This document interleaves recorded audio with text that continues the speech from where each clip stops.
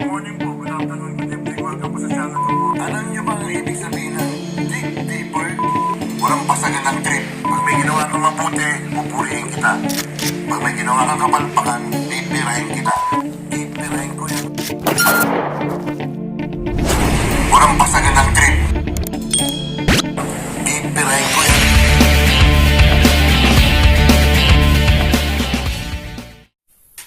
Good morning po, good afternoon, good evening. Welcome sa channel ko po, Tito Nice Vlogs. I hope nasa mabuti po kayong kalagayan, mga kababayan ko. Salamat po dun sa nanood kahapon na, di ba, kahapon yung March 11, anniversary ni Pangulong Duterte na kinidnap po siya. Ang nagpakidnap po, yung walang utang na loob na presidente natin, si Bongbong Marcos. Di bale, 2 years plus ka na lang BBM, tapusin mo lang ang termino mo dahil either you will rot in jail or self-exile ka nga, ika nga mga kababayan ko. As per Congressman Egay Erice, sana nga mademanda ka at yung iba pang mga nangidnap kay dating Pangulong Duterte mga kababayan ko. Ang issue natin po, as I said last night, yung enkwentro ni Senador Lacson at ni Senador Marcoleta. Hindi na sayang po ang boto ko po kay Senador Marcoleta. Masigasig po siya, masipag na senador, gusto niya malaman ang katotohanan ng mga babayan ko. Itong Senador Lacson naman, nililihis ang issue. May sose kasi may issue ata kay Senador Marcoleta yung sa campaign distribution. Sagutin niya yun. Yung independent director yung asawa ni Senador Marcoleta sa insurance. And then sa West Philippine Sea. Ang pinag-uusapan dito, kung magpapatawag ka ng investigation, kung itapapatawag mo yung 18 testigo, yung mga iba doon, mga marino, iba, mga army, mga kababayan ko. Itong NBI naman to, nakakabago-bago lang na kaka-appoint lang si Melvin Matibag, na nagkukonclude na siya na medyo yung mga testigo raw, hindi raw mga totoo mga sundalo. As per Director Matibag na 2 weeks pa lang na-appoint. Paano yan mangyayari is, tapos sasabihin mo na kailangan i-interrogate each one of them. Ay, hindi pwede yun. Baka i-pressure nyo yun o baka takutin nyo. Tama yung sinabi ni Attorney Baligot, tsaka ni Attorney Topacio, hindi pa pwede yun. Di ba? O ito yung naging nila, enkwentro, yung huling yugto na ito mga babayan ko eh. May I'll hit back. All right. So, Thank you. So, that's very clear. we allow Senator, yes, Senator Marcoleta is recognized. Salamat po, Ginoong Ginoong Pangulo. Pangulo. It's not a matter of hitting me back. He can hit me many, many times. Sabi ko nga po kanina, Mr. President, that's irrelevant to me. It's no longer important to me. Tao. Kahit ano pa pong paninira ang sabihin ni Senador Lacson sa akin, wala pong kaso sa akin yun. Ang taong bayan, alam na po nila kung ano ang totoo. Sila po ang arbiter. Silang magsasabi kung totoo. Naghupa si Senate President Soto kasi di umano dinarahan daw siya ng isang maleta rin ng mga sundalo mga kababayan ko. Ano bang kinakatakot niya ni Senador Lacson? Senador Lacson, ang laki nang nawala sa kaban ng bayan. Sobrang 1 trilyon. Hindi lang 1 taon yun. 2022, kalahati ng 2022, 23, 24, 25. Saan napunta yung mga perang yun? Bakit si Senador Bong Revilla nakakulong? Huwag ka na magtakip. Alam ko anti-corruption ka, pero sa puntong ito, ako'y disappointed sa'yo. May pinagtakpang ka, may pinagtatakpang ka, Senador Lacson. Mabuti na lang may isang senador na Marcoleta na lumalaban. Kahit nag-iisa lang siya mga kababayan ko. Lahat po ang pinag-uusapan natin dito. At kung ano ang sinabi laban sa akin, ang gusto ko lang pong linawin, Mr. President, kung talaga talagang pinaninindigan ni Senator Lacson yung patakaran na kanyang huling sinabi at binigyan ng emphasis kung saan ang mga ebidensya pupuntahan natin. Kitang-kita naman yung ebidensya, mga babayan ko. Meron doon dating congresswoman na kinunan po yung mga maleta. May bisikleta po ron. Yung po yung ginamit niya ng bisikleta ngayon, taga Marikina po. Di umano si Stella Kimbo, mga babayan ko. Nahatiran, di umano ng pera, ng maleta, mga babayan ko. Sino pa mga nahatiran dyan? Yung mga congressman dyan. Yung Quadco, nahatiran, di umano. Bakit hindi ipatawag din yun? Pinagtatakpan nga eh. Di ba? Yung Bersamin, asaan na? Yung executive secretary na si Lucas Bersamin, bakit hindi pinatawag? Kasi takot kayo, yung mga pro-Marcos dyan, na malaman ang truth, ang katotohanan. Di ba? Tingnan mo, wala namang 18 testigong yon. Nanganganib ang buhay ng mga pamilya nun. Kaya nga isa lang bumaliktad yun. Isa lang ang bumaliktad. O pera ng 10 milyon. Buhay ng pamilya. Wala na. Madidimanda naman sila ng perjury, mga babayan ko. Ituloy natin. Napakarami ko pong sinabi kahapon do sa aking privilege speech. Inisa-isa ko yung dapat napuntahan natin.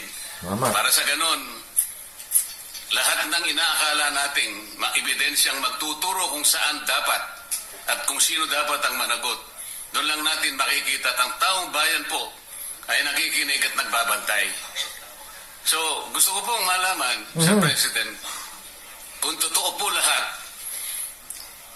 ang kanyang paninindigan na pupuntahan natin ang lahat ng ebidensyang maaari nating makuhanan.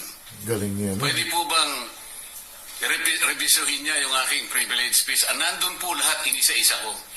At nagtapos nga po ako Sa 18. sa 18 ex-marine officials saka iba pa yatang mga official ng ating sandatahang lakas ang nandun. Lahat po ba nun ay pupuntahan natin? Open po ba siya, Mr. President, na puntahan natin? Alang-alang doon sa pagkuha natin ng katotohanan. At makukuha lang natin ang katotohanan kung haharap lahat ang mga Hindi natin makukuha ang katotohanan, Senador Marcoleta, hanggat si Senador Lacson ay may pinagtatakpan. Di ba? Kasi involved ang Pangulo Involved yung anak niya, si Congressman Sandro Marcos. Involved yung pinsan niya. Saan tayo pupunta nga, Senador Lacson? Hindi ko alam kung bakit nanalo ko pa nga Sabagay, very disappointed ako kasi ikaw, hinihimay mo talaga ang budget Di ba? Hinihimay mo ang budget, pero kung nasa 19 Congress ka, hindi ko lang alam kung mahihimay mo pa yun kasi si Marcos ang presidente nun. Dahil ikaw may utang na loob sa kanya, nasa ticket kanya sa bagong Pilipinas. Gusto ng tao malaman, Senador Lacson, ano ba talaga ang totoo. Di ba? Si Romualdez, mga babayan ko malakas pa rin ang galamay may impluensya pa rin, mga babayan ko. Kasi sa lower house, ang lakas CMD, medyo 100 plus pala sa impeachment, maka 105 ka lang, mapapadala na yung impeachment, yung articles of impeachment. So, magkakaroon ng hearing sa Senado. Ang problema, makasyam lang na boto na not to convict, malabo na naman ma-impeach pero may impeach si BP Sara, mga babayan ko. Mind nyo, sigurado may impeach yan. Tapusin na natin to. Ang binanggit ko sa aking privilege speech, huwag tayong magbibigay ng teorya ng kahit ano. Ako po'y nananalig na kapag sila'y humarap, may kakayahan naman ang komite, Mr. President. Oo nga. Makita natin kung talagang nagsisinungaling o hindi. Meron po tayong patakaran. Meron tayong remedyo kapag nagsisinungaling sila. Nakukontempt natin, ikinukulong po natin Tama. ang nagsasabi ng hindi totoo. Payagan lang natin, lahat sila may karapatang magsabi, mag-contribute sa ikahahanap Ng ng katotohanan katotohanan. na lahat po tayo ay merong Biyernes ng gabi ngayon, yung Martes ka nakiusap kay Senador Lacson, o kailan pa magpapatawag? Tapos may condition pa na kailangan pumirma si Senador Marcoleta sa partial report ng Blue Ribbon Committee about sa flood control. Huwag kang pipirma, Senador Marcoleta, trap yan.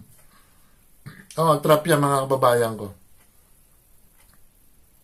Interes. Yun lang po ang gusto ko malaman, Mr. President, kung si Senador Lacson po ay tapat sa kanyang paninindigan. Dapat sana lahat po ng aking sinabi, hindi naman po makakasama, makakatulong po sa ating lahat para makagawa tayo ng isang ulat. Sapagkat ngayon, kagaya po ng kanyang inamin, ang tagal na po nung sinirculate na ulat na sa online. Nasabi niya, isa pa lang po ang pumirma. Okay na mga kababayan ko. Sana, actually, inawat na lang sa isa't isa eh. Si Senador Lacson, parang tumigil na. And then after this kay Senador Marcoleta, tumigil na rin. So, ang hihintayin natin, kung magpapatawag si Senador Lacson ng hearing. Dapat ang tatawagin, yung 11 testigo. Tawagin yung ibang mga binanggit doon sa affidavit ng mga testigo. Kaya ba ni Senador Lacson yun? Hindi, mga kababayan ko. Para sa akin. Tayo naglolokohan lang. Sana naman katukin ng puso mo, Senador Lacson. Naghihintay ang taong bayan. Pasensya na doon sa mga Marcos dyan, ha? Kasi, elephant in the room na mga babayan ko Tapos patatakpan nyo pa. Bakit? Karapatan nyo yun. Nagnakaw na, pinagtatakpan nyo pa.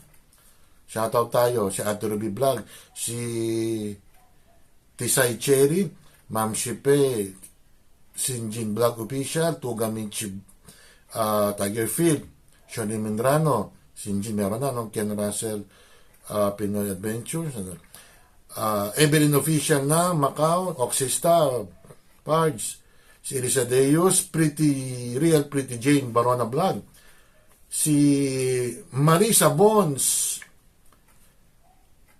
Presi Bons, Mirna, na wag sanang malate, Alcantara again, Bib, Ehard Purple, Eldong, Dong Rebs ang Hong Kong, Smiley Face Channel, Bet Pilapil, Koki Hiro, Missy Rosco, Chairman Juban, Nanay Eva TV, sino pa ba? Si Kim, si Mayang Vlogs, Mayang Gudang, Simple Grace, Inaanak, Emina Brosas, Doc Judes, Kaligatan TV, BGT, si Bolana TV yan, Myla T. Sanchez, May Labs, Pasaway Vlog, Free Official, Miss Arns, Junito Marinado, Ams Vlog, Cecil Bacos, Kapangok Vlog, Daily Food Journey, saka si Jane Fordan, Clip L. Ching, si Mamaling, saka si Malins, Craves, saka si Gemaline Pahayahay, mga kababayan ko. Sorry hindi ko napupronounce yung pangalan mo Sabi ni Mirne, nabubulol daw ako Sino pa nakalimutan? Si Maylab, sana ko na. Ayun mga kababayan ko. Magwa 8 buwan na, wala pa rin malaking isda na nakukulong. Bakit? May isang senador, ano lang yung tilapia lang yun. Ang gusto natin, yung whale mismo, balyena, ang makulong mga kababayan ko. Mag-observe na lang tayo kasi medyo, alam mo na, ang may krisis tayo ngayon, nagtataasan na naman. Paki-like, share po, at saka paki-subscribe lang po mag-iingat po kayo. Bye, nabubultuloy ako. Bye po.